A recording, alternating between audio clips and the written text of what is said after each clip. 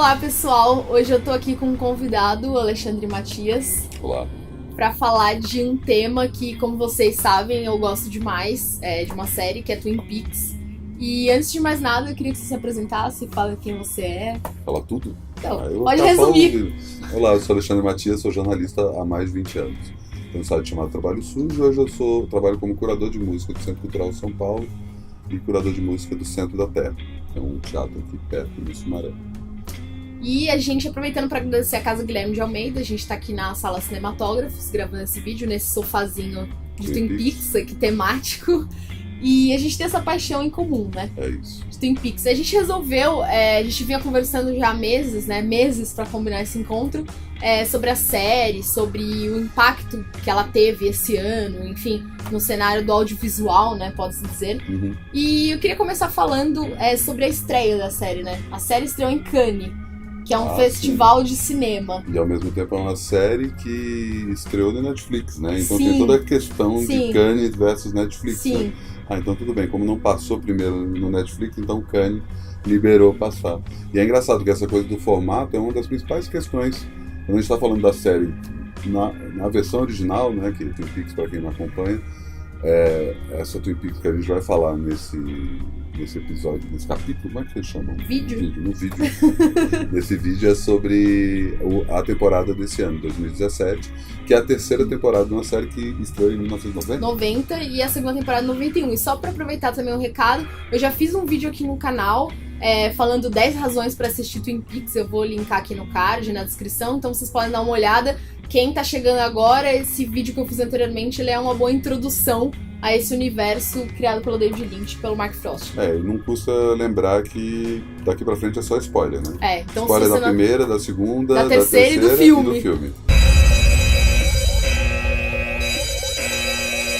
Então, se você não assistiu, é melhor você ver esse vídeo depois. Ou se você quer saber... Porque assim, eu tenho uma teoria sobre spoiler que eu acho que o spoiler às vezes instiga você a ver se é realmente bom, né? Então tem uma coisa, sei lá, algumas coisas eu só fui me interessar porque eu li sobre o final e falei, pô, isso não é interessante, como é que eles chegaram aí? Sim, e no caso de David Lynch isso faz total sentido, né? Porque o que importa, na verdade, na série... Exatamente.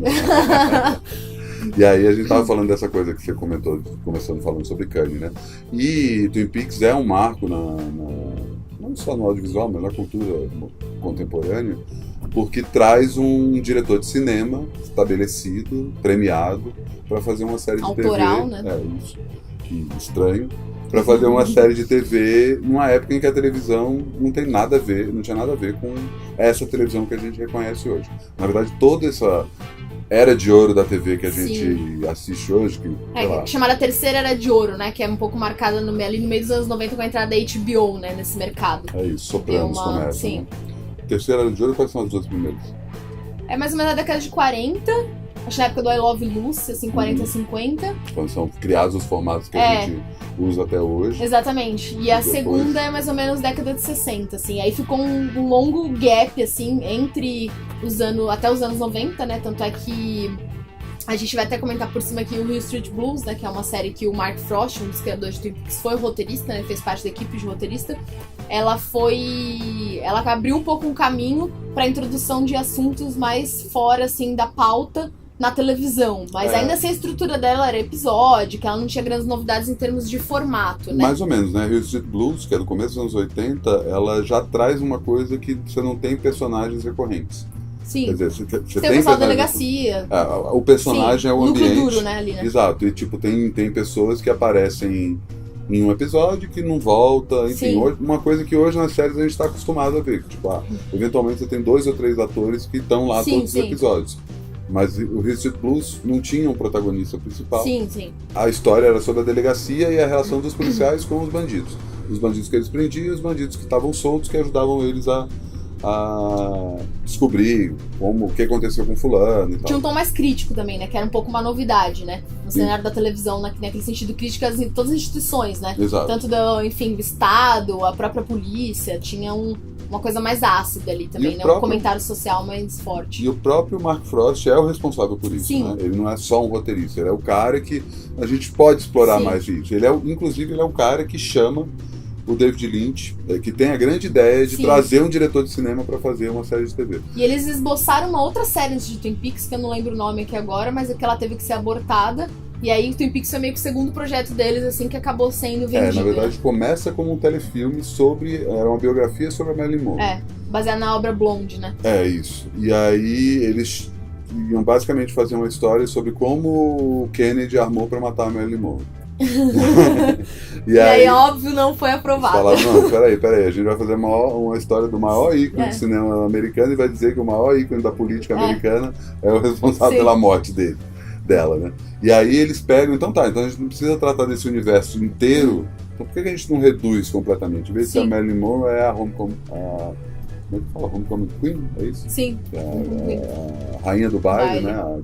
A gatinha da cidade, uma cidade minúscula, que é uma cidade que não é tão minúscula na quantidade de... porque 51 mil habitantes, eu já fui aqui no Brasil, grande, né? Cidade de 5 mil habitantes, isso é uma cidade pequena pra mim. Pois mas Twin Peaks originalmente era uma cidade de 5 mil habitantes, o número era 5 mil, aí eles falam, não, 5 mil é muito pouco. Mas até, sabe por que eles mudaram? Até porque eu tava vendo que tem, enfim, uma questão nas cidades americanas que pra você ter uma delegacia local, uma escola local, um hospital local, você tem que ter um mínimo de habitantes, então 5 mil habitantes não dava esse mínimo. Então, por isso que eles tiveram que aumentar pra conseguir justificar a inserção de algumas coisas dentro. Mas, ao mesmo tempo, você vai ver a própria cidade de Twin Peaks, ela não é uma cidade de 50 mil habitantes, é uma cidade bem pequena. Sim.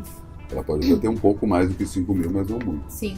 E aí eles criam esse universo que o David Lynch, na época, ele já estava fazendo... Ele tinha acabado de fazer o Veludo Azul, que é o filme de 89? 86. 86, nossa. Eu só achei que fosse mais perto. Ele não faz nada, ele faz o Coração Selvagem. É 91. É depois de Twin Peaks. Tanto é que na segunda temporada ele se afastou de Twin Peaks pra rodar o Coração Selvagem. Entendi. Um dos motivos, né?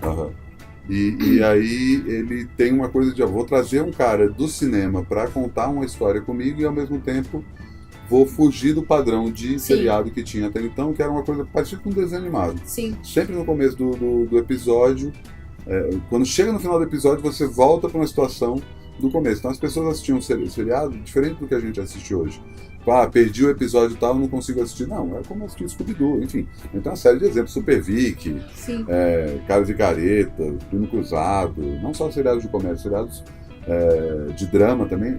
Tinha um ou outro tipo de seriado, que inclusive o próprio Frost e o Lynch, eles fazem essa brincadeira com isso, que são as novelas, né? Sim. As soap operas, né? Que é um produto que está mais ligado à produção audiovisual latino-americana, mas que nos Estados Unidos também tinha, sei lá, Days of Our Lives e tal, que eram muito dramáticas, muito forçadas, muito apelativas, e ele absorve essa estética. A soap opera, né, ao contrário do seriado tradicional, se você perdesse um episódio, você poderia perder uma coisa importante na narrativa. O seriado tradicional porque não. era uma narrativa continuada, né? Exato. Enquanto o seriado tradicional não, era uma narrativa que sempre voltava pro começo. Episódica, né? O David Lynch e o Mark Frost mudam o seriado, a história da televisão por conta disso. Sim. Entre outras abrindo coisas. caminho pra HBO poder fazer o que fez depois. Por isso que é importante a gente não esquecer do Mark Frost, né? Geralmente as pessoas atribuem a criação de Twin Peaks somente ao David Lynch e isso é super injusto, na real. Porque o Mark Frost, ele teve uma mão muito marcante, né? E ele escreveu, então são 2 livros, eu não vou lembrar dos nomes agora. Um deles saiu no Brasil, inclusive, pela Companhia das Que é a História Letras. Secreta de Twin Peaks e o Arquivos e Memórias, né? Que é de outro autor. Não, Arquivos e Memórias é aquele que é com o chão do... Que é a história dos bastidores. É isso, a E história a vida oral. de Twin Peaks é como se fosse o que aconteceu nesse tempo, que foi o que ele escreveu. Que é isso. E aí agora acabou de sair nos Estados Unidos, ainda não foi lançado no Brasil, que é o dossiê final. Sim. Que é o que amarra toda a história, inclusive. Ou não, né? Amarra ou não. Exato. E aí, assim, voltando, porque a gente já tá abrindo várias janelas aqui. Sim.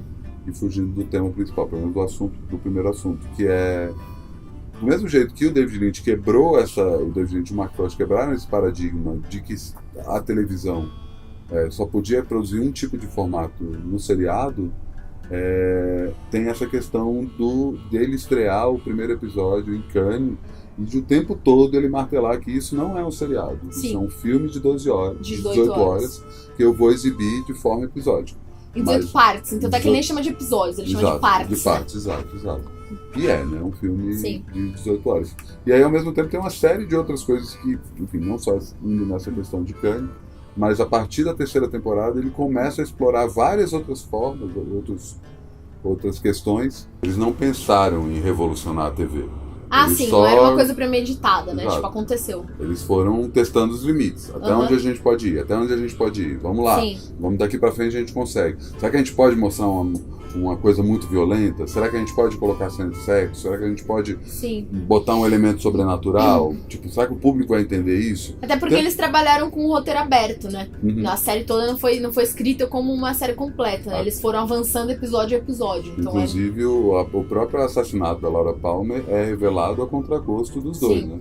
Eles não queriam dizer quem mata, só que a série mexe tanto nas estruturas da televisão nos Estados Unidos na público, época, né? que ele vira um enorme sucesso. É a série de maior sucesso dos anos 90.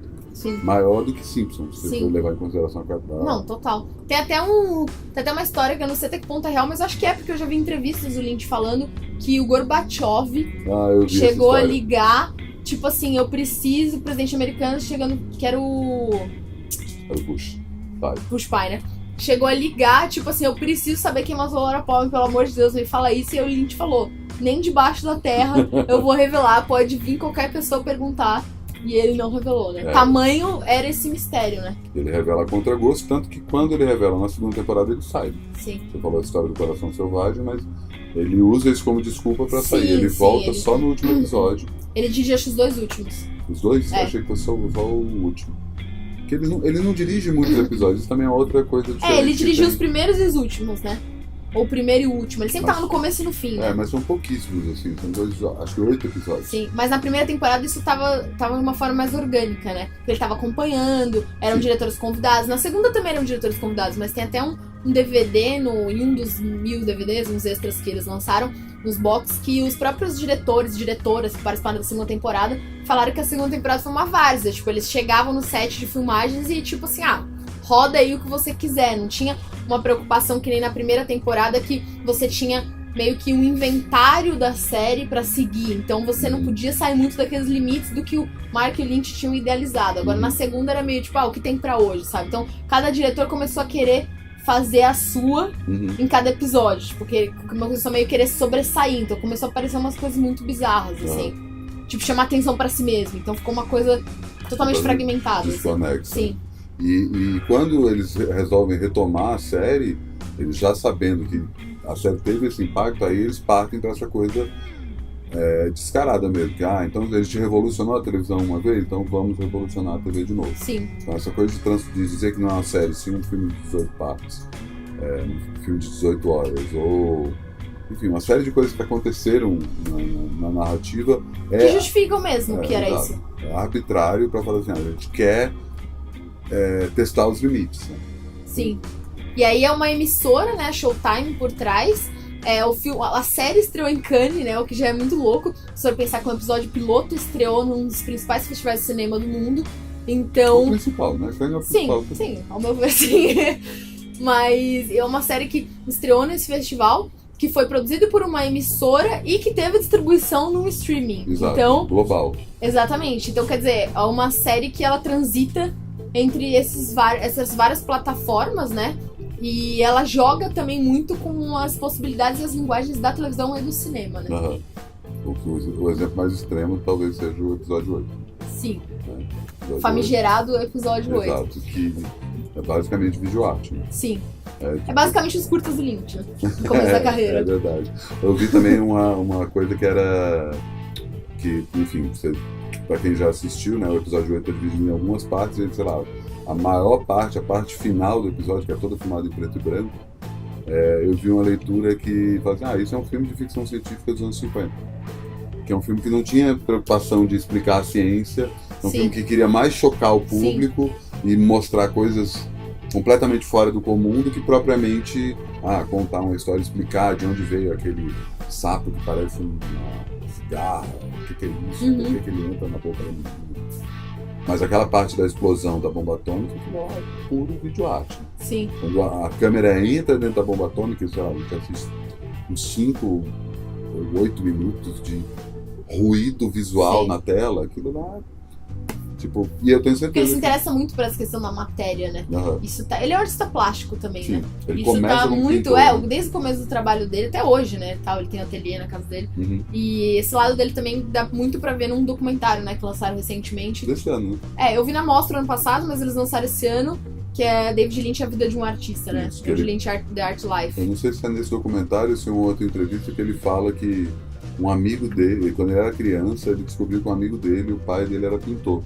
E ele Sim. achava que pintor era pintor de parede. Uhum. Aí ele descobre, não, pintor mesmo. E aí ele começa a se encanta Sim, com a ideia ele, de... com o pai desse amigo super incentiva ele, consegue um espaço lá na casa. E aí ele vai ver. pro cinema a partir do momento que ele entende que o cinema é uma pintura em movimento, Sim, né? Moving sim. pictures. Sim.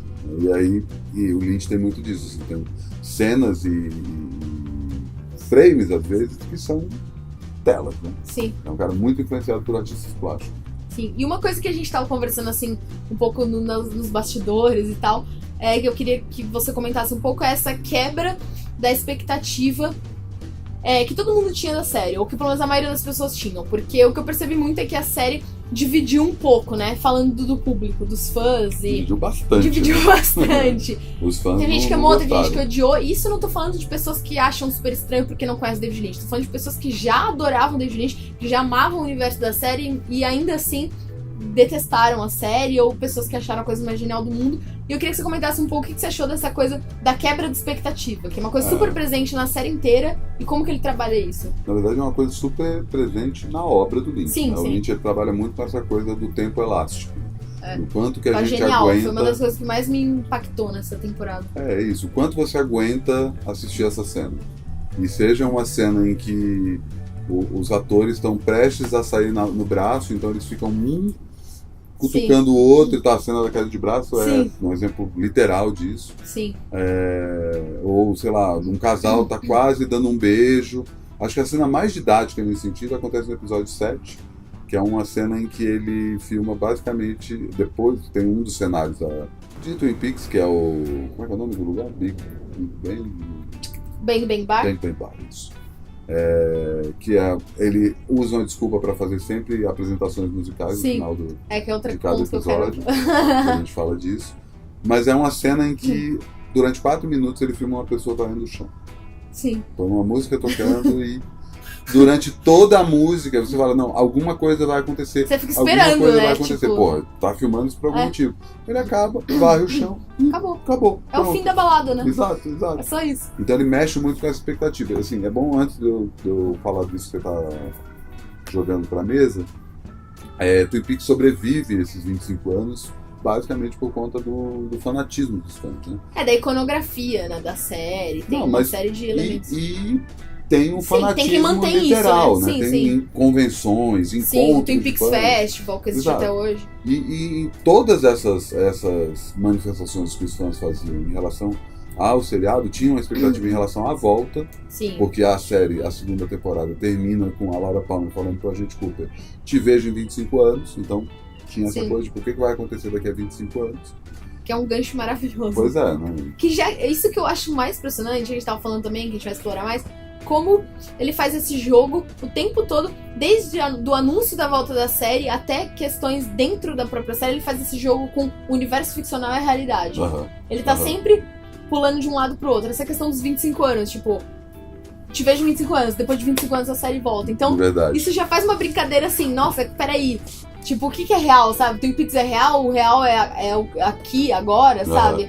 Tipo, Twin Peaks faz parte da realidade, ou é o mundo ficcional que tá brincando com isso, então ele faz esse jogo o tempo todo, né? E aí ele, com essa coisa do fim abrupto da série, do fanatismo muito grande dos espectadores, eles vão reforçando uma série de clichês em relação a tudo que foi apresentado como novidade na série, principalmente relacionado à figura do agente Cooper. Principalmente relacionado ao café, à torta de cereja e tal. Ele brinca com a iconografia da própria série, né? É um jogo de autorreferência, né? O tempo todo. E aí ele começa, e a terceira temporada, ela não é lançada como terceira temporada, assim como Twin Peaks The Return. Esse é o subtítulo. E aí, tipo, quando a série foi estrear, tava todo mundo ali, provavelmente em vários lugares do planeta, né? Porque é um fenômeno global. fantasiado com Querendo seus sentir cosplay calorzinho no peito. Exato, com seus cosplay de Twin Peaks, fantasiado de Agente Cooper, fantasiado de Audrey. garçonete do RR, de Audrey, enfim, todo mundo esperando com uma xícara de café, pra hora que ele tomar café e todo mundo fala, damn good coffee. Damn good coffee. Como ele sempre falava. O primeiro episódio, os 2 primeiros episódios que foram lançados ao mesmo tempo, tem 3 ou 4 cenas de Twin Peaks, né? É uma coisa mais louca, tem 2 cenas, os 3 primeiros episódios. Pois eu tava meio que contando isso, sabe? Porque eu fiquei muito impressionada.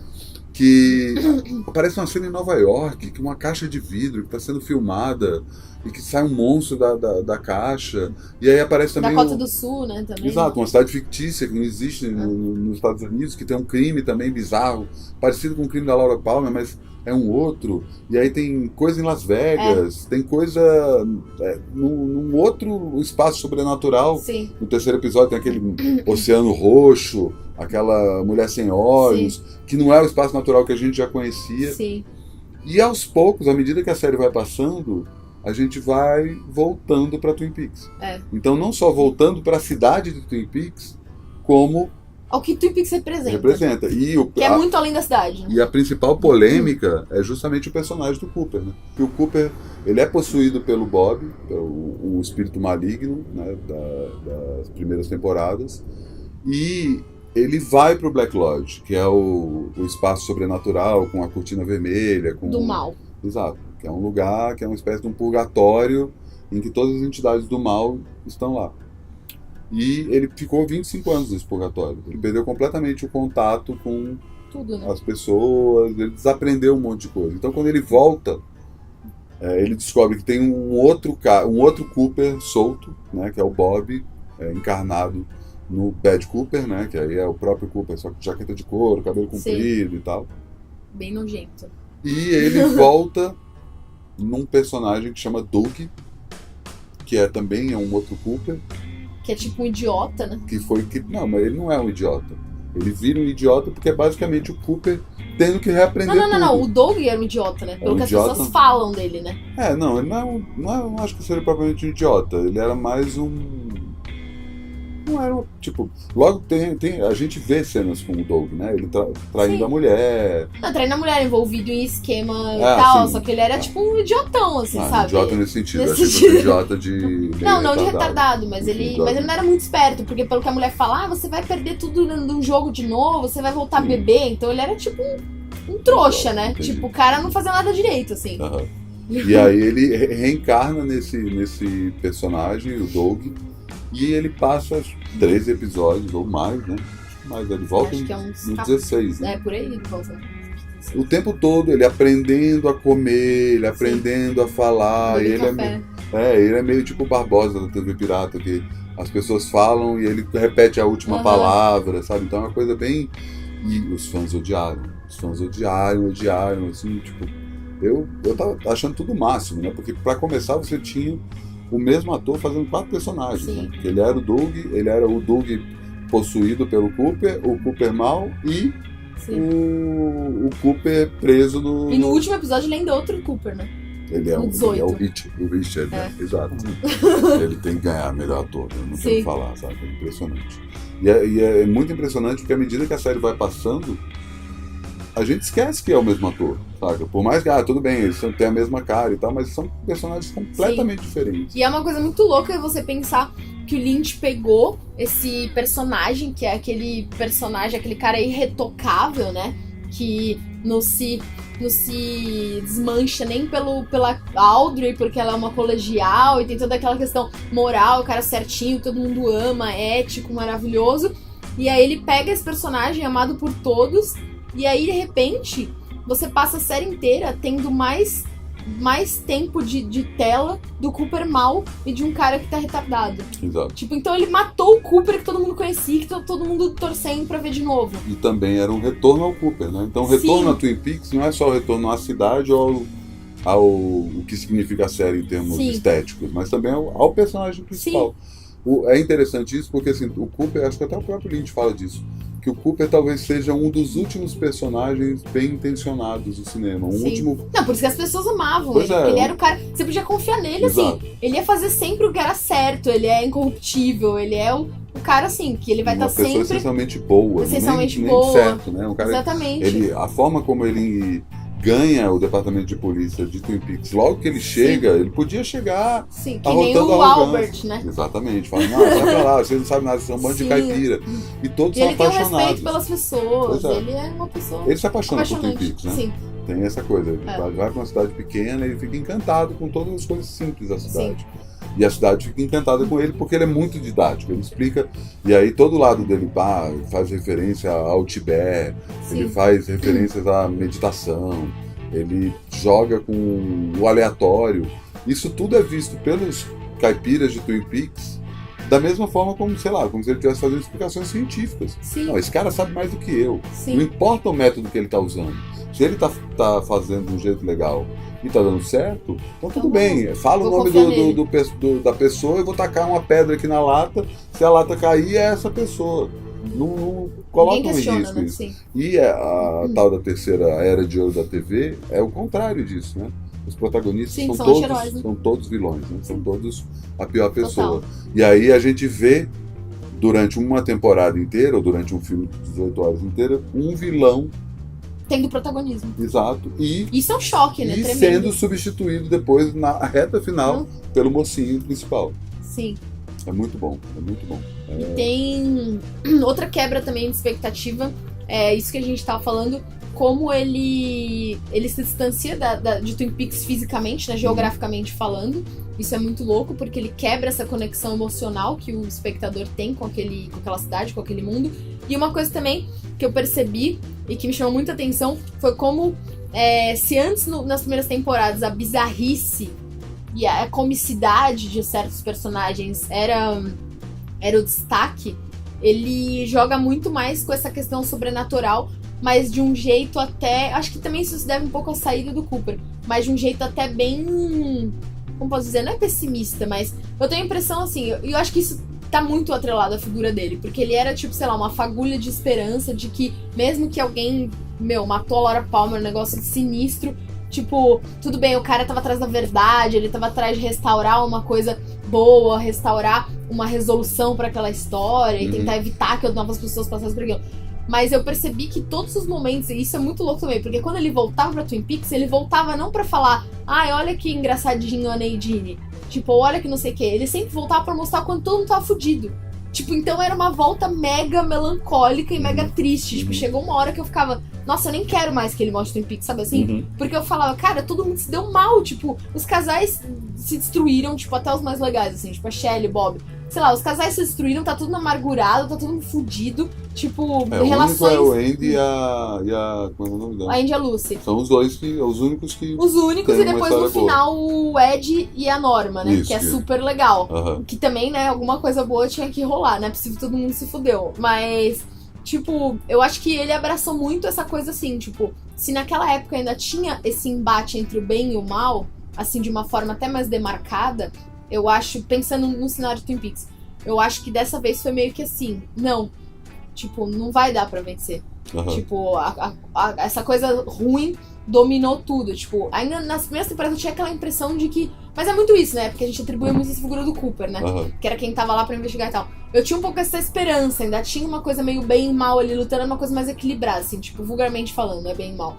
Mas eu acho que nessa temporada, tipo, a melancolia que ele colocou na cidade, sabe, é uma coisa instalada, assim, eu senti muito isso meio que, tipo, é isso mesmo, sabe? Não vai ter como sair uma coisa boa daqui. Tipo, parecia que o bem, eu nunca senti que o bem ia vencer. Eu achei que ia acabar tudo muito zoado, sabe? E isso, ao mesmo tempo, é uma crítica que o Lynch faz aos Estados Unidos hoje. Sim. Né? Então tem toda uma Tipo, coisa não tem saída, né? Exato. E assim, ao mesmo tempo que o primeiro Twin Peaks também tinha uma crítica. Como que é a própria coisa que o David Lynch pega do veludo azul. Sim. Por baixo dessa superfície bonitinha Desse gramadinho verde. e da cerca branca, tem muita merda rolando. Sim. Sabe? E aí é isso que ele começa a desvendar nas primeiras temporadas. Sim. E que nessa ele vira e fala, não tem nem mais gramadinho verde. Não, acabou. Exato, Tipo, é isso. exatamente. Acho que nas melhores cenas que isso tem foi o que mais me isso... impressionou, tipo, essa melancolia, sabe? Até as cenas da floresta, como ele explorou a floresta, eu amei, assim. Uhum. E tudo bem, tem uma questão tecnológica, né, que tá muito mais facilitada. Claro. Hoje em dia não tem outras questões ali, até técnicas envolvidas. Tanto é que quando lançaram o primeiro teaser, eu cheguei a arrepiar quando tinha aquela visão, assim, tipo, de drone por cima da cachoeira. Porque a gente ficou a vida toda vendo aquele take da cachoeira de frente, assim, parado, acabou, você sabe que tava o Great Northern Hotel atrás, e aí quando lançou aquele teaser, tinha, tipo, 30 segundos, e era a visão de cima da cachoeira, com a imagem lindíssima, né, claro, né, em termos de qualidade, resolução e tal, mas essa visão de cima, eu fiquei assim, meu... Tipo, é outra coisa, a gente vai ver outra coisa, sabe? Eu achei que ia ter alguma coisa sobre a cachoeira. Eu achei que no último episódio eles iam revelar que a cachoeira teria algum papel e tal, mas no fim não rolou. Mas é isso, com certeza tem a ver com isso. Pra mim, a principal cena que diz respeito a essa crítica, olha o que os Estados Unidos viraram, vendo aquela cena que tá o Bob num bar e aí tem um tiroteio, e aí todo mundo abaixa pra ver, Sim. E aí vai ver, tem um furgão que sai um menino todo camuflado. Sim. E o pai dele também tá todo camuflado. E os dois têm a mesma expressão, saca? Tanto a criança quanto o pai tem uma expressão de tipo, foda-se, saca? Não é porque eu atirei uma arma. O pai não dá um esporro na criança. Sim. E aí depois, tudo bem, né? E aí depois ele vai no carro atrás, tem uma mulher buzinando sem parar. Tipo, foda-se, eu só tô atrasada pra fazer não sei o que, sai da minha frente. Não, isso, eu acho que é mais do que foda-se. É tipo, não quero nem saber de nada. Sim. E uma coisa muito agressiva, né? Que eu acho que esse retrato da mulher buzinando atrás do carro parado, pra mim é muito uma crítica dele em relação à internet, sabe? Tá todo mundo, área de comentários, falando as primeiras merdas, e ela fica reclamando não só que ela quer passar. Ela nem escuta o que o Bob tá tentando falar. E aí na hora que o Bob vai falar com ela, no carona levanta uma mina, parece um zumbi, a mina vomita, um negócio. Tem uma outra coisa também que não é explicada na série, que parece que tem uma epidemia rolando na cidade. Coceira, pois né? Tem uma droga nova que comentam, talvez essa droga seja batizada. Sim. Mas isso tudo é um jeito de dizer que, tipo, aqueles Estados Unidos dos anos 50, que eu cresci, Lynch falando, né? E que Já os Estados Unidos dos anos 50, que ele basicamente replica nas primeiras temporadas, né? Porque se você for olhar as primeiras temporadas, não parece estar nos anos 90, parece estar nos anos 50. Não, é isso. Ele escolhe Twin Peaks justamente porque Twin Peaks ainda não foi... Sim, é uma cidade parada no tempo, Exato. digamos. É isso, e tanto o Frost quanto o Lynch nasceram nos anos 50, essa concepção que eles têm dos Estados Unidos, o grande Estados Unidos, e eles... E quando 50 também é uma década de super prosperidade nos Estados Unidos, prosperidade econômica. Quando os Estados Unidos se estabelecem como o que eles são hoje, né? Por mais que... Então é uma era marcada por um profundo otimismo. Sim, também, né? O Cooper é um personagem que poderia ter saído dos anos 50. E eles mostram que a Twin Peaks de hoje já foi completamente infectada por essa coisa ruim que tá rolando. Sim. Mas, pelo menos o que dá para entender, por mais que o Lynch não esclareça o que a gente possa entender ou não. Mas isso que é lindo, né? Dá pra gente entender várias coisas sem necessariamente entender o que ele quiser. Exato.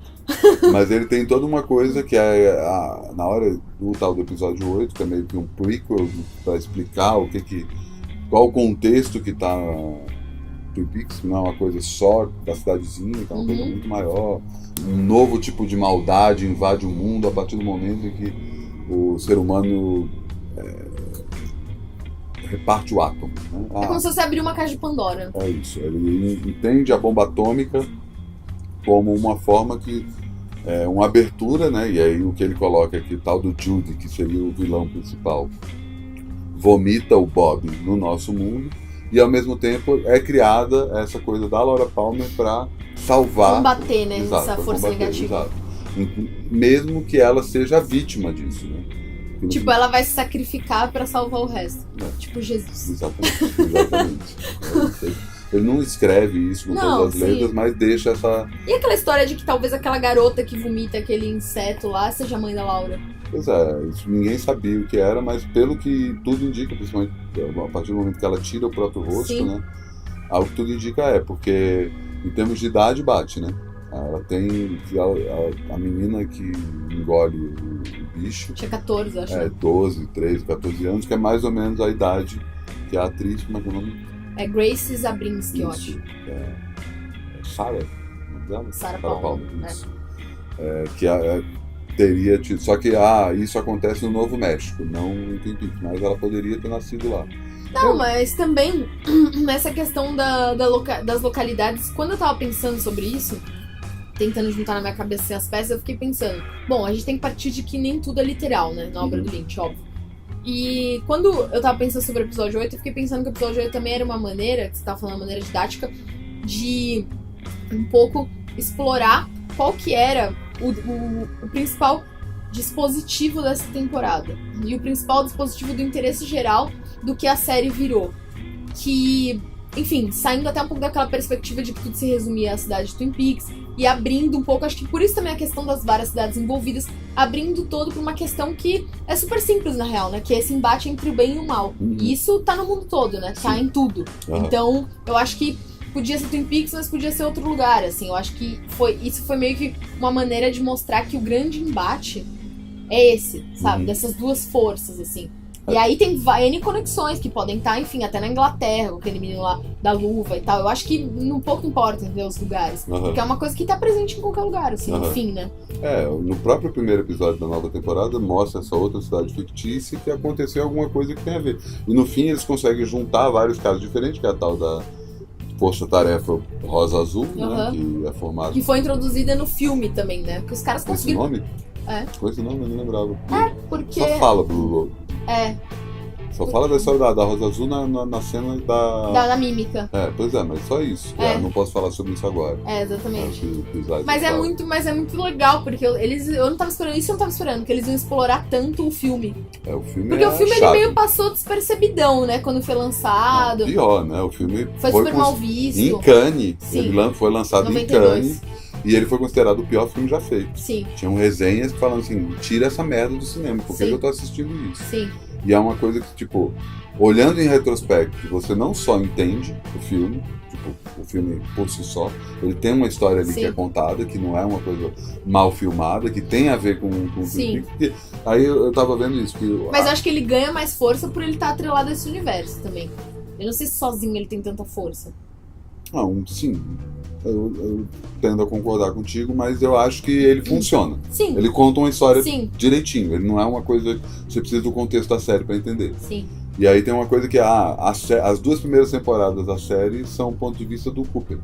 Que do mesmo jeito que o Cooper, a gente vai sendo apresentado pra cidade, pra aquelas pessoas. As pessoas são curiosas, as pessoas são engraçadas. Elas são engraçadas e curiosas, mas e violentas são também. E do mal também. Pois não é uma coisa tão superficial. E o filme é o ponto de vista da Laura Palmer. Sim. Que é, tipo... Mas isso que eu acho que é a riqueza do filme. Uhum. Porque assim, na série, você começa a série com a Laura Palmer sendo encontrada morta. E aí tudo que você sabe sobre a Laura Palmer é uma visão de terceiros. Então é a melhor amiga falando, é o pai falando, é a mãe falando, é o cara da escola lá. Então são pessoas dando suas impressões sobre quem foi Laura Palmer. Uhum. E aí você fica pensando, quem diabos foi Laura Palmer, afinal? Uhum. Tipo, ela era a melhor amiga do mundo, que nem a dona falava, ou ela era perturbadinha, que nem o James insinuou, ou ela era uma puta, que nem o Bob Bobo lá falou. Tipo, cada um tem uma percepção, normal. Uhum. E aí no filme, isso que eu acho que é o grande barato, porque você meio que entra na mente e na vida do que ela tava passando, assim. Tipo, isso junta muita coisa pra mim. E explicita uma crueldade que na série não é tão explícita. Não, totalmente. A série, tipo... O filme é um pé na porta, assim. Total. É bem pesado, assim, porque a gente vê a Laura Palmer sendo retirada do Rio, wrapped in plastic, she's dead. Mas a gente não pensa na violência daquilo. Né? É só um cadáver. Porque você não vê, né? Exato. E o filme vai lá e mostra. Você não vê. Escancara tudo, saca? E de uma forma muito agressiva. O que foi que provavelmente fez com que muita gente achasse que o filme era uma porcaria, porque era apelativo. Porque a cena de nudez e tal foi super criticada. Mas, inclusive, ele conseguiu fazer no filme que na TV ele não conseguiria jamais. Pois é. E na terceira temporada ele junta as duas coisas. Né? Sim, e ele trabalhou muito bem o filme. Eu achei que o filme ia ficar meio perdido, assim, nesse meio tempo. Mas a forma, até o Philip Jeffries, né, que é o personagem vivido pelo David Bowie no filme, ele super amarrou, assim. E eu achei que ia ficar uma ponta muito solta. quando eu comecei a ver, acho que no 4º episódio, que eles começam a falar do Philip Jeffries, eu comecei a pensar, filho da puta, ele gravou com o Bowie. Sim. Ele gravou com o Bowie antes da morte. E vai ter uma cena que o Bowie aparece. Sim. E vai, mas aí o Bowie aparece de outra forma, né? Como Sim. um bullying. Então tem esse canal que chama 7 Minutos de Reflexão em francês, que é um canal que comenta filmes. E eles fizeram um vídeo sobre essa temporada nova, pegando algumas outras referências que algumas pessoas podem não ter pegado. Uma que eu achei bem interessante é o Em Busca do Tempo Perdido, porque parte da volta do Proust, do autor do Em Busca do Tempo Perdido, do Cooper, tem a ver com ele come a torta, ele toma o café, está ligado com a história da Madeleine, do personagem do Em Busca do Tempo Perdido, que come a Madeleine, volta no tempo, lembra de uma época que ele era mais feliz e tal. Mas eu tava falando disso por conta do personagem do David Bowie, que virou um bully. E aí o cara faz a comparação com a forma, no penúltimo ou antepenúltimo episódio, quando ele começa a soltar os números, né? É bem parecido com uma lagarta do Alice tá fumando e ela também solta umas letras no Alice do Disney. Né? Tem outro filme também, aquele Kiss Me Deadly, que a parte final, tipo, tanto a casa explodindo quanto os dois dirigindo à noite são copiadas, assim, tipo, ele põe lado a lado e mostrar, E tem outra coisa interessante, agora eu acabei de lembrar, não sei se você chegou a ver, uns vídeos que fizeram durante a temporada, porque tu não acompanhou enquanto ela estava sendo transmitida, que eles pegavam cenas diferentes e sincronizavam. Não. Eles pegaram, por exemplo, as duas cenas que como é que é o nome do cara que fica lá fazendo o canal de YouTube de teoria da conspiração, com a lente de cada cor? Gringo? Não, da série. O da Dr. Lawrence Jacoby. Mas YouTuber, né? Adorei isso. O Dr. Jacoby como YouTuber. Tipo, foi uma puta sacada, porque eu lembro que o Lynch falou que ele não ia ter a novelinha, né? O Invitation to Love. Explica o que é isso. To love.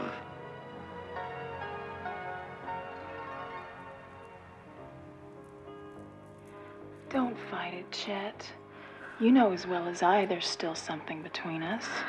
Que é uma novela, nas primeiras temporadas, era uma soap opera, né? Que o Lynch colocou dentro do universo da série. Então as personagens das primeiras temporadas assistiam, né? Todo mundo na cidade assistia essa novela. E é engraçado, só desculpa te interromper, que logo acho que no 2º episódio, a primeira vez que essa novela aparece na TV, tá os personagens, acho que a mãe da Laura Palmer tá assistindo em casa, e aí fala assim, Invitation to Love, com fulano, com ciclano, com fulana, no papel de fulana e fulana, aquela coisa bem novela mesmo, a mesma atriz faz gêmeas. E aí que é o que acontece passa na 15 série. Minutos depois, vem a prima da Laura Palmer, vivida pela própria atriz que faz a Laura Palmer. Então Não, ele brincava toda hora com isso, essa história da novela, né, que meio que se espelhava, né, no que estava acontecendo ali na cidade, em várias situações. Até quando rola aquele tiro, né, do Leo Johnson, que tem também um assassinato por causa de um crime passional, total. tipo ciúme e tal, uma coisa de um triângulo amoroso ali um pouco. E é muito louco, porque essa novela, o pessoal curtia demais, né? E aí o Lynch falou que não ia continuar com a novela. E quando ele colocou a novela, foi legal porque ele falou, eu queria fazer uma novela que só passasse naquela cidade, pra atribuir uma maior estranheza pra aquela cidade. Tipo, nos Estados Unidos inteiro, só aquela cidade eu assisti aquela novela. Tipo, que lugar é esse, sabe, assim? E aí as pessoas ficaram loucas que não ia voltar, mas eu achei sensacional, tipo, o que fim levou o personagem do Dr. Lawrence Jacoby, youtuber. É genial. E é exatamente a referência a uma novela. Qual que é a novela de hoje em dia, né? O cara virou um youtuber e tá lá. E não é só um youtuber, super crítico, né? As o coisas que ele fala. E tem tudo a ver com o que tá acontecendo nos Estados Unidos ontem. Estamos atolados na merda. Você tem que sair da merda.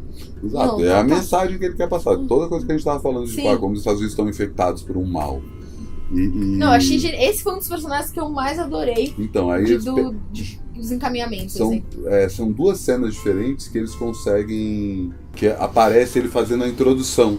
Que ele tem toda uma coisa que ele repete, a mesma introdução. Eu sou fulano. Não, e é genial quando ele fala assim: vamos jogar luz, né, na nossa liberdade. Aí ele, a coisa da luzinha na estátua da liberdade. E aí é muito bom. Sincronizaram essas duas cenas. E é a mesma. Tipo, ele não filmou duas vezes.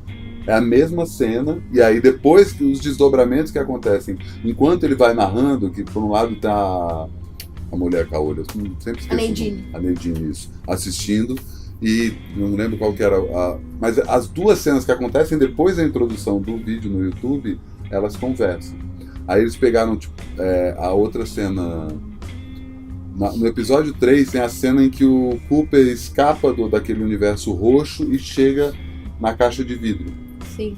Um pouco antes do terceiro episódio, né, que dele sair da caixa de vidro, é o momento em que a menina consegue entrar aquela caixa de vidro que ninguém sabe o que é. Inclusive tinha uma história que jogaram inclusive isso pro Lynch, né, que talvez aquilo fosse uma crítica a assistir TV.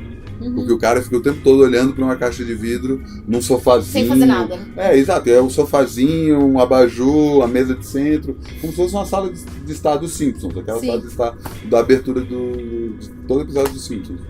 E aí ele tá lá só olhando para uma coisa que está sendo filmada o tempo todo. E é um negócio complexo de segurança, tem uma menina que tenta entrar e tal, ela entra e aí acontece toda a merda que a gente vê logo no primeiro episódio.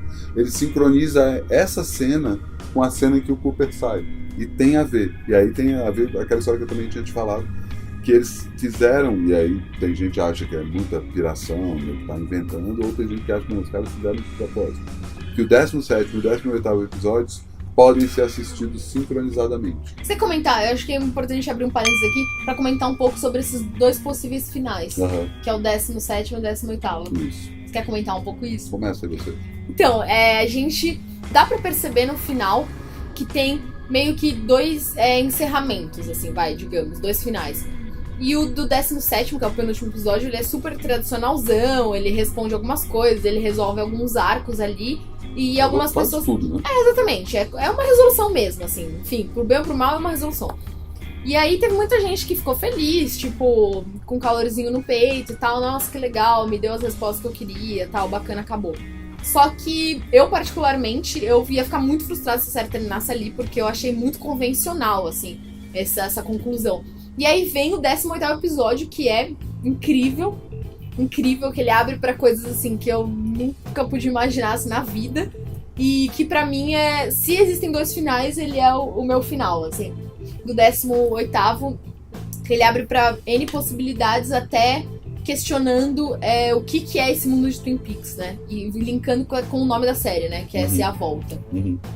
Que aí tem uma coisa que o povo fala que o 17º seria o final do Mark Frost, e o 18º o final do David Lynch.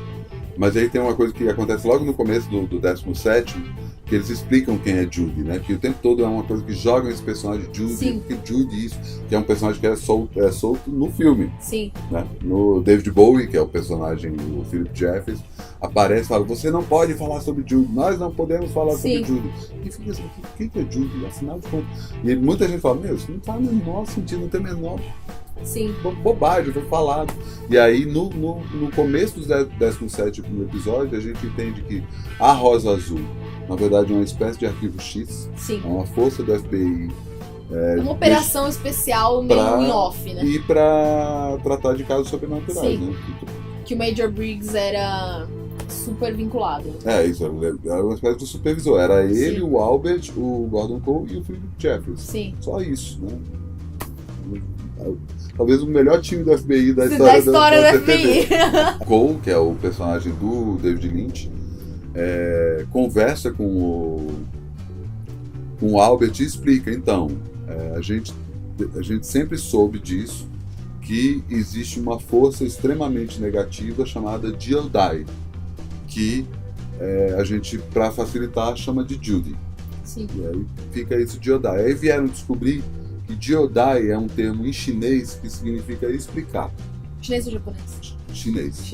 E aí fala que aí é como se explicar fosse uma força extremamente negativa. É basicamente o David Lynch falando assim, não, eu não vou explicar. E é muito engraçado assim, também tem essa coisa que eu estava comentando antes de a nossa realidade, a realidade ficcional e tal. A cena da Mônica Bellucci. Total. Do sonho, né? Ele fala que é um sonho. A cena começa de um jeito em que sonhei mais uma vez com a Mônica Bellucci. Que é a Mônica Bellucci by herself, né? Exato. E aí entra uma coisa que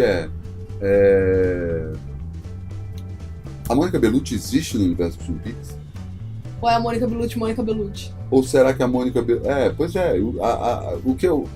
Aí tem algumas interpretações. A cena específica da Mônica Bellucci, ela vira e fala assim, nós somos o sonhador que vive dos sonhos sem saber que estamos sonhando. Sim, é genial. Mas a grande pergunta é, quem é o sonhador?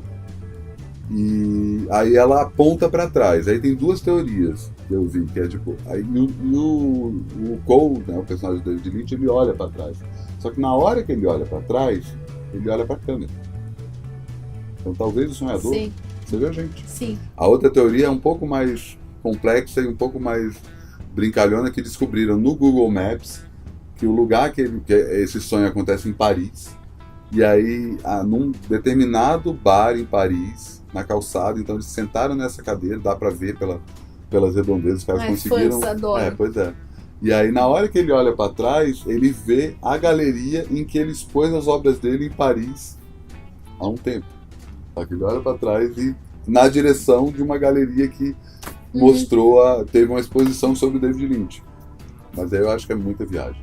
Isso remete a gente àquele final que a gente estava especulando aqui, em que o Cooper pega a Laura Palmer, que ela é encontrada como numa cidade nada a ver também, como Carrie Page, uma garçonete, com uma vida fodida também.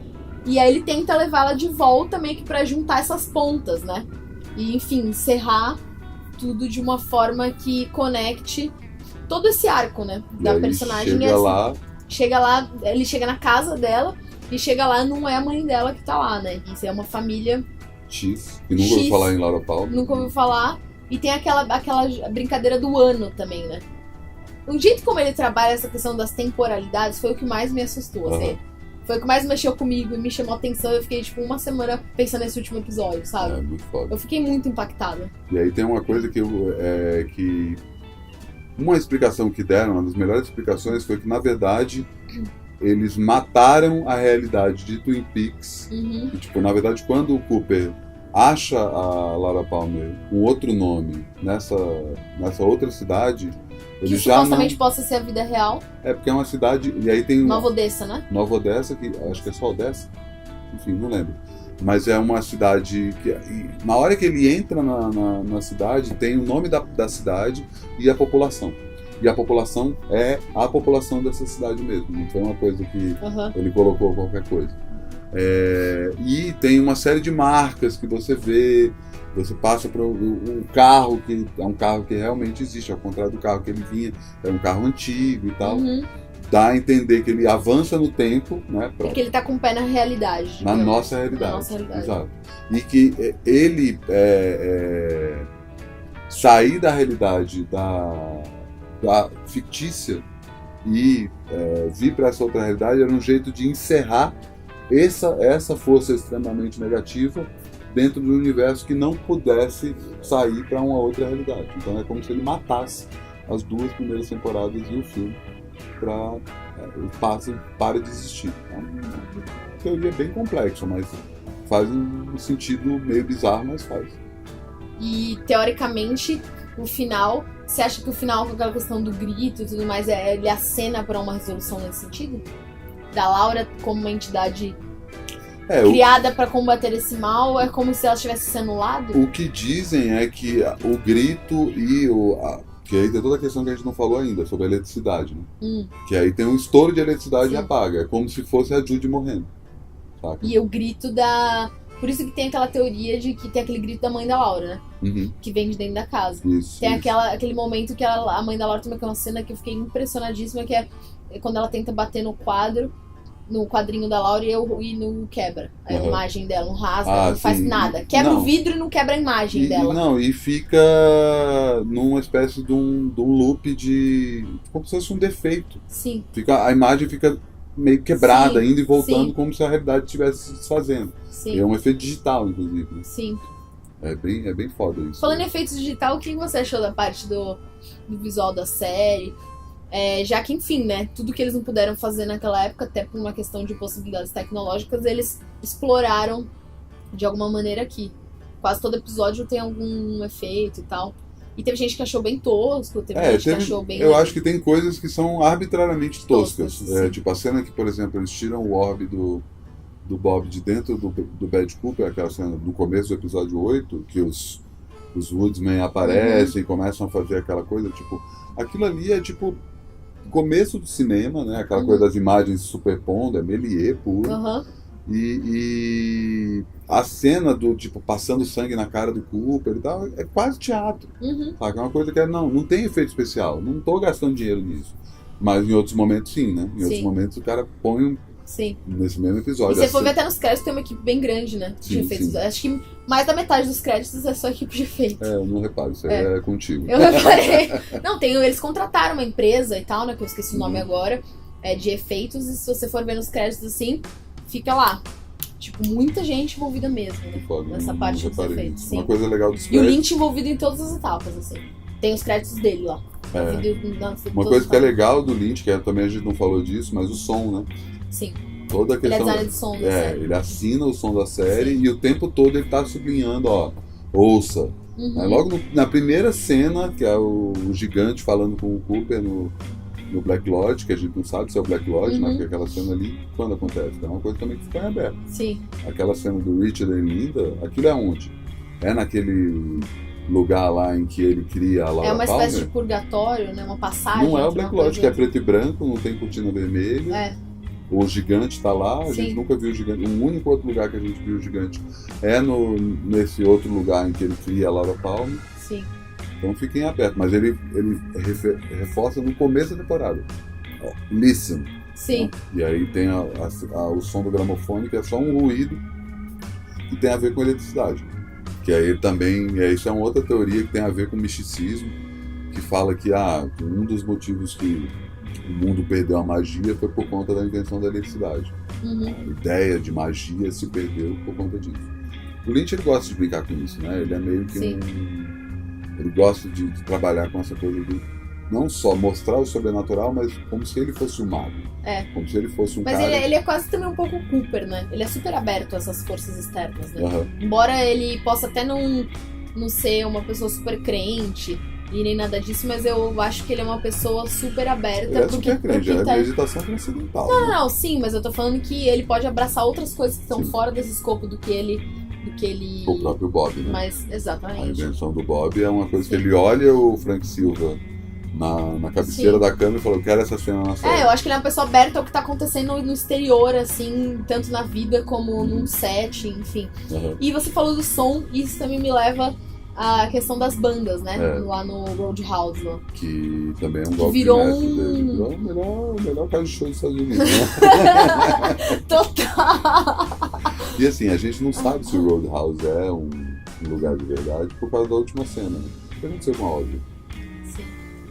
O que aconteceu? A Audrey dança no lugar de verdade. Aquelas bandas estão se apresentando... Porque são bandas que existem na vida real. E, tipo, menos a Audrey. Menos a Audrey, exato. E, tipo, o Nine Inch Nails vai tocar num lugar daquele tamanho? Só que, enfim, será que aquele lugar é um lugar de verdade ou é um lugar fictício, dentro da ficção? Ele também trabalha com isso, né? A cena até porque a coisa toda é muito descolada, né, da lógica, vamos dizer.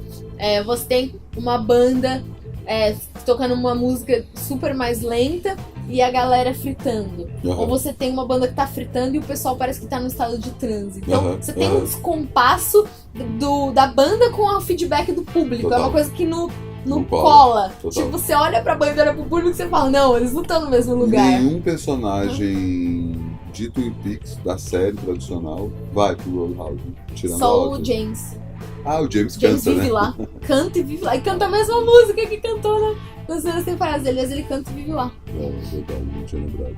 E a Shelley também, no primeiro episódio. A Shelley vai? Porque tem aquela cena lá que ela tá com as amigas, aí uma mina tá meio flertando com o James, ela fala, não, ele é um bom rapaz, não sei o quê. E o que você achou do encaminhamento? A gente falou que tava super uma aura de pessimismo e que deu tudo errado e tal. Só que tirando o Dr. Lawrence Jacob, youtuber, que a gente achou genial. Meu Deus, isso é trovão? Isso é transformador. Exato. Mas se não apagou aqui, de boa. Pois é. O que você achou de alguns personagens, assim? Eu tenho alguns preferidos, alguns encaminhamentos de personagens, mas o que você achou dos antigos, assim? Falando dos antigos, que voltaram... A gente tinha uma expectativa, né? Que fim levou todo mundo. 25 anos, afinal, se passaram. Eu fiquei bem chateado quando a gente não vê o Truman de novo. Nossa, muito. Eu achei que foi um vazio na série. E é uma coisa, um bromance ali, que tem ele com o Cooper, que eu achei que... E o irmão dele, ele é muito mononota, né? Ele é muito mononota. O mundo tá desabando, e a série inteira ele é mononota. Mas e aí, tipo, no episódio 17, o mundo tá desabando, a coisa tá se resolvendo, tá acontecendo de um tudo ali na delegacia e ele tá sentado, assim, ó. Tipo, é só, supostamente, o final da série e o cara tá assim, ó.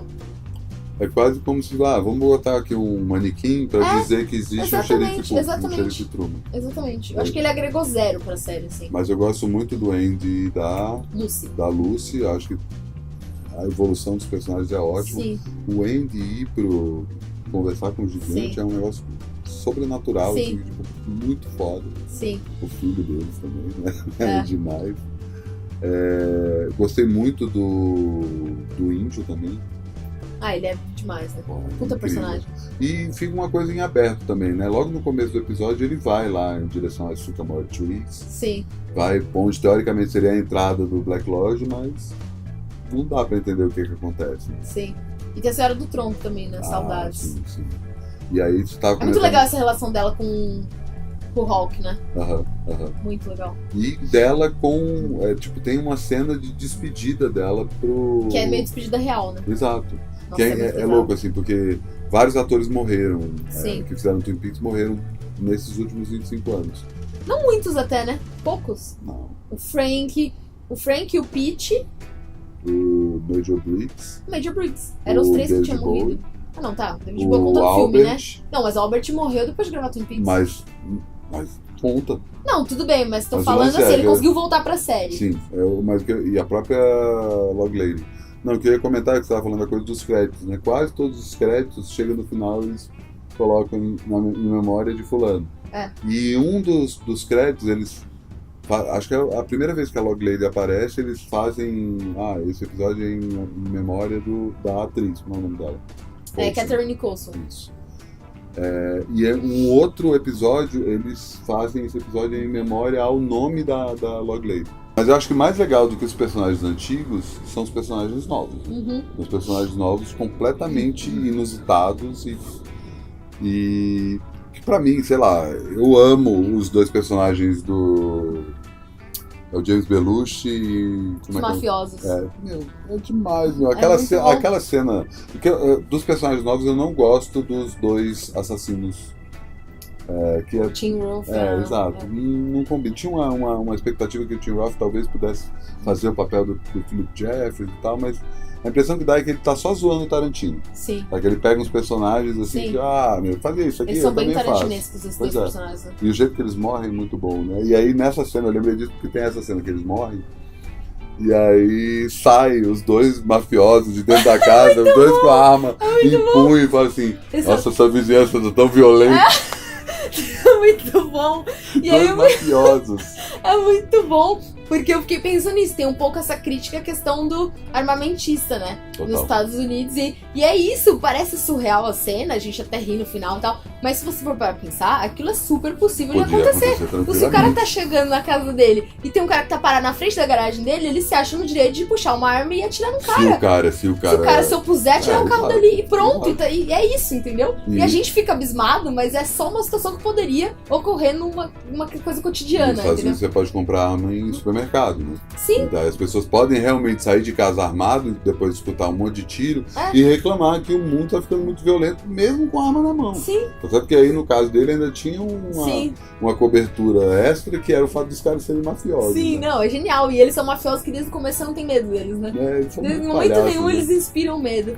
Mas teve outro personagem que eu achei muito legal o encaminhamento dele, que foi o Bob Briggs. Sim, Nossa, pra mim foi uma revelação.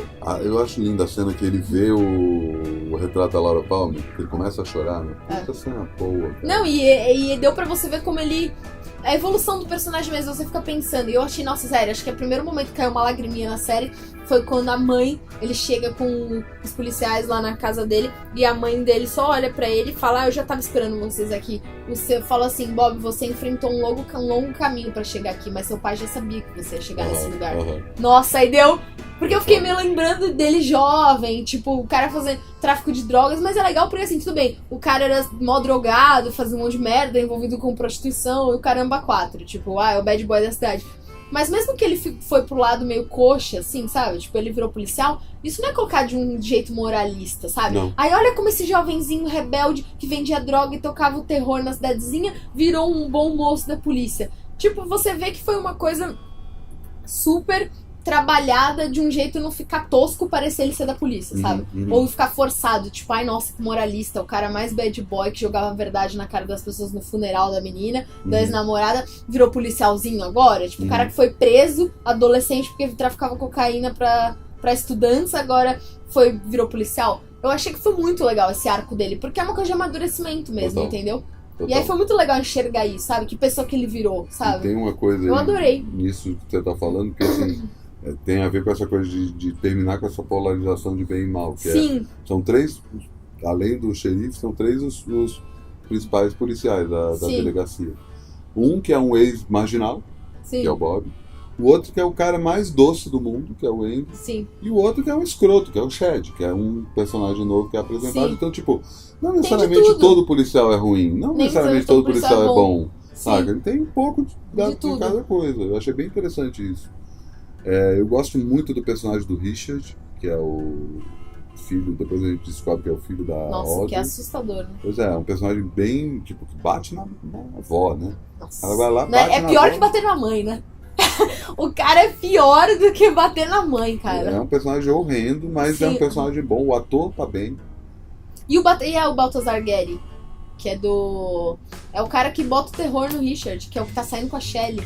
Ah, tá. Que foi... Que ele é do Estrada Perdida, né? Ele é o protagonista do Estrada Perdida. Esse jovenzinho. Pode crer, verdade. Só que agora é tiozão, né?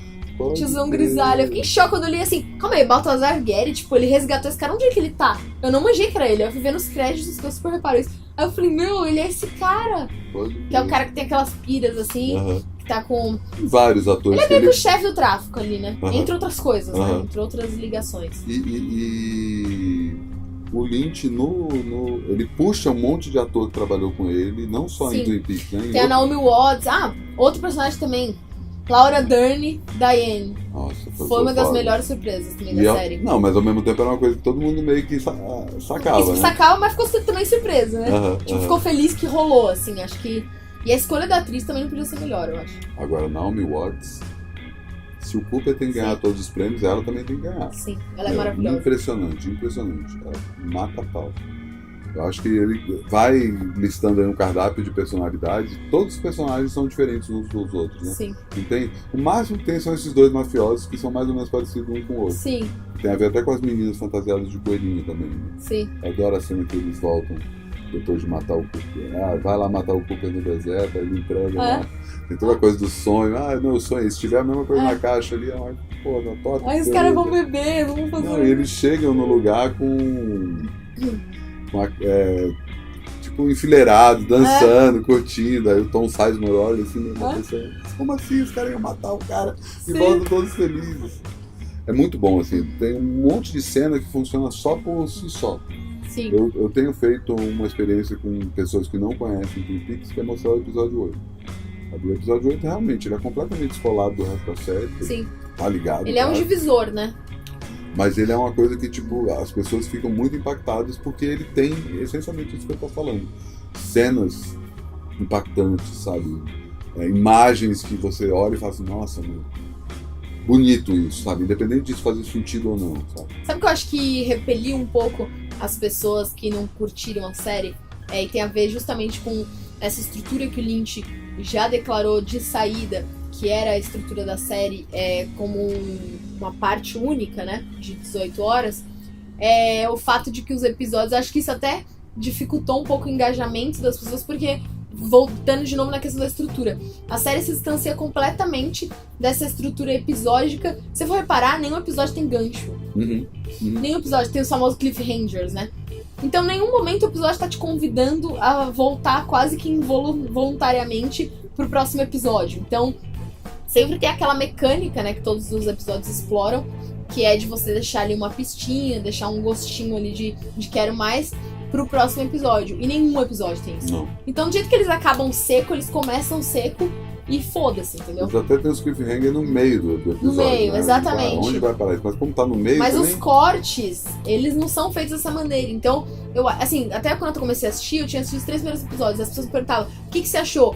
Aí eu falava, eu acho que eu não vou conseguir comentar a série até eu terminar de ver ela. Uhum. Porque é isso, né? Você não comenta um filme quando você viu metade dele, né? Ou quando você viu 15 minutos dele. Pode crer. Você tem que ver o filme inteiro pra comentar. Então era a sensação que eu tive desde o começo. Eu não vou conseguir elaborar nenhum comentário até eu assistir esses 8 episódios. Uhum. Porque é uma coisa realmente contínua, né? Uhum.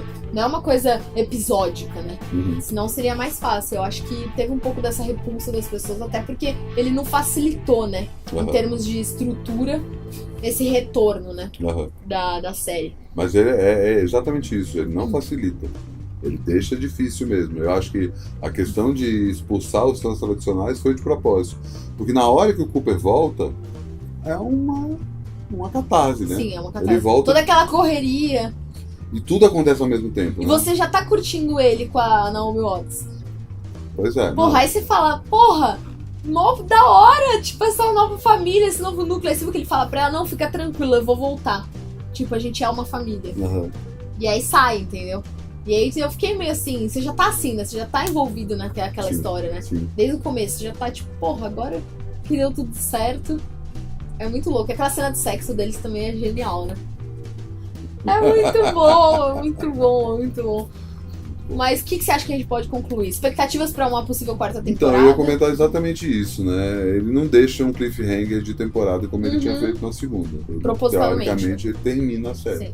E o próprio Lynch falou que, tipo, se eu fosse fazer uma quarta temporada, eu ia ter que levar muito tempo pra fazer. Sim. Então... Tipo 25 anos, não dá, né? Não Mas... sei. Mas não 25 anos, mas Sim. ele falou que pra fazer essa temporada ele levou mais de 5 anos.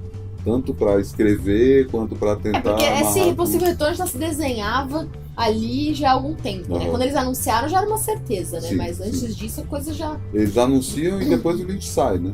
É, porque teve aquela questão que o Showtime acho que cortou parte do orçamento e ele falou que ele só ia se tivesse o orçamento que ele pediu, porque se ele pediu aquilo era realmente o que ele precisava pra fazer o que tá Uhum. na cabeça dele. Então aí Aí- teve aquele movimento que não ia ter série sem ele, até os atores da série fizeram um movimento que era Save Twin Peaks. Uhum. Aí era Twin Peaks without David Lynch, É, isso. que nem, E aí, enfim, acabou voltando. Mas isso atrasou também, né? Era pra série Mas ser será lançada que- um pouco antes. Pois é, mas será que os executivos do Showtime viram a série? Porque quando eu assisti o episódio 8, Porque eles deram carta branca pra ele fazer o que ele queria, né? quando eu assisti o episódio 8, eu fiquei pensando assim, imagina o cara que gastou dinheiro pra fazer esse episódio assistindo isso.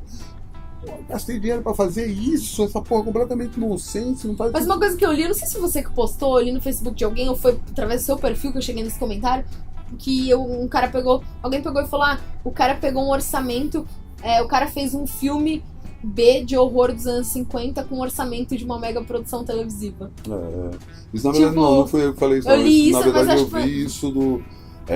isso é uma lógica que o J.J. Abrams fala. É tipo assim, toda a minha produção é pegar filme B e fazer com orçamento de filme A. Saca? É essa a lógica. A Fringe é como se fosse um monte de filme dos anos 50. Lost é Ilha Perdida, enfim. Aham. Mas essa sobre o Twin Peaks eu não vi. E é da cara do Lynch, né? Sim, sim. Mas eu acho que não vai ter uma quarta temporada. Eu acho também acho que que não. assim, na verdade, eu vou até além. Eu acho que esse é o hacking do David Lynch.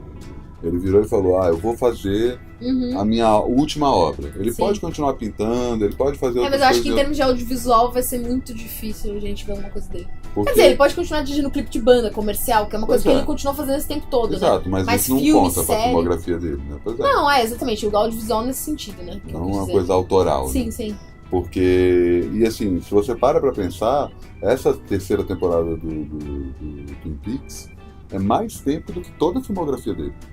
Ele não tem uma puta filmografia, Mas ele tem tem 11 8 filmes. filmes, Pois é, 10 pouco, no pois máximo. é isso. Então, talvez ele tenha juntado a duração de toda a filmografia Uhum. E E deve uma dar temporada. 18 horas É. ali. E falou, a partir disso eu determino que Sim. a temporada vai ter 18 horas, porque é o tempo de duração da minha filmografia inteira. Sim. É demais, né? É muito Pra bom. mim é o principal acontecimento de 2017, assim, um grande evento, saca? Não teve disco, Porque não teve uma- show, não teve filme. É exatamente uma série que não é só uma nova temporada de uma série ou de um produto televisivo, porque tem muito mais coisa envolvida nisso. Isso. E com É uma, certeza, é uma coisa cultural mesmo, né? Tem Ah, um e- peso, não é uma mera série, temporada de uma série de um diretor consagrado. Aham. Tem muito mais em torno Não, e disso. com certeza vão ter muitas releituras ainda, Sim. sabe? As pessoas vão começar a fuçar e falar, junta essa cena com essa. Tem a história, não sei se eu cheguei a comentar, que os 2 últimos episódios tem gente que sincroniza os dois Você para não falou. serem vistos ao mesmo tempo. É uma possibilidade. Essas dois possíveis finais que a gente comentou, né? Que é o episódio 17 e 18. 18. Tem uma teoria que se você juntar os dois... Eu cheguei a ver lado a lado. É. E bate, tem muita coisa que bate. Quando acaba uma coisa aqui, começa uma coisa no outro. Mas diz que se você superpor, porque ainda tem aquela cena que é bizarra, né? No episódio 17, quando a cara do Cooper fica sobreposta em cima de toda a cena, como se ele estivesse percebendo que está alguma coisa acontecendo pela primeira vez. Então eu acho que com certeza a gente vai ver aí nos próximos anos muita gente descobrindo um monte de coisa A gente ainda vai ver escondida. se essa reverberação ainda rolar por muito tempo, né? E eu acho que já revolucionou a Sim. TV, sabe? É uma coisa que não só a TV, como o cinema, o audiovisual como um todo. Eu acho que o impacto cultural, a gente vai esperar um pouco para ver Pra isso ver. acontecer. Mas Sim. com certeza muita gente falou assim, se o cara fez isso, agora pode. Sim. Na hora que Sim. tu tá falando, não sei o que, mas não pode fazer isso. Não, mas o Lynch fez. É. Tal coisa rolou isso. O cara abriu um Já monte foi, de né? De jurisprudência novo, né? cinematográfica. Como De novo. só que dessa vez consciente, né? Sim. Que tem a ver com a história que ele Sim. estava falando, que talvez seja o Hacking dele, né? A grande obra de despedida. Não que ele vai morrer, né? Tomara que dure muito aí. Pois vai durar bastante, mas eu acho que eu não vejo, sei lá, se eu pegar os últimos filmes do... E ele disse que não tem mais interesse também, né? Ele No falou cinema, isso? já falou. Ele falou que Nossa. ele não tem mais interesse. O último filme que ele fez foi Império dos Sonhos, foi em 2006. Foi o primeiro filme e o último dele, né, até agora, que ele fez com digital. Isso. Ele falou que adorou as possibilidades do digital, que pra ele foi maravilhoso, por causa da, enfim, vários recursos num custo bem mais baixo, e ele trabalha sempre com orçamentos bem limitados. E ele falou que foi uma maravilha, foi super experimental pra ele, mas ele falou que observando como as coisas estão acontecendo, em que pé que o cinema tá, e que tipo de filme que tá fazendo sucesso. Não que ele nunca esteve preocupado com essa questão do sucesso, mas ele tem muito problema pra conseguir financiamento pros filmes dele, é uma coisa que, enfim, demanda muita azia, e ele já é um cara, sei lá, de quase 70 anos que sente mais prazer em ficar pintando na casa dele do que ficar indo atrás de investidor pra um filme que não vai, certeza que não vai ter sucesso comercial. Então ele disse que ele tá bem desgostoso de ver em que rumo que tá o cinema atualmente, então ele não se sente nem um pouco estimulado a criar nada, porque ele acha que, enfim, o crime não compensa. Resumindo, ele não se sente engajado, né? A passar por toda essa saga que é produzir um filme e tudo mais. Mas não custa também dar um salve aqui pro Showtime, que... Sim, que bancou, que né? pariu. Bancou. Sabe? Tipo, claro que nenhum executivo vai ver, mas...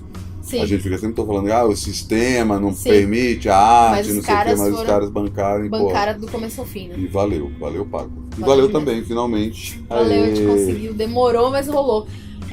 Queria agradecer quem ficou até aqui, né? Até o final desse vídeo longo. Espero que vocês tenham gostado.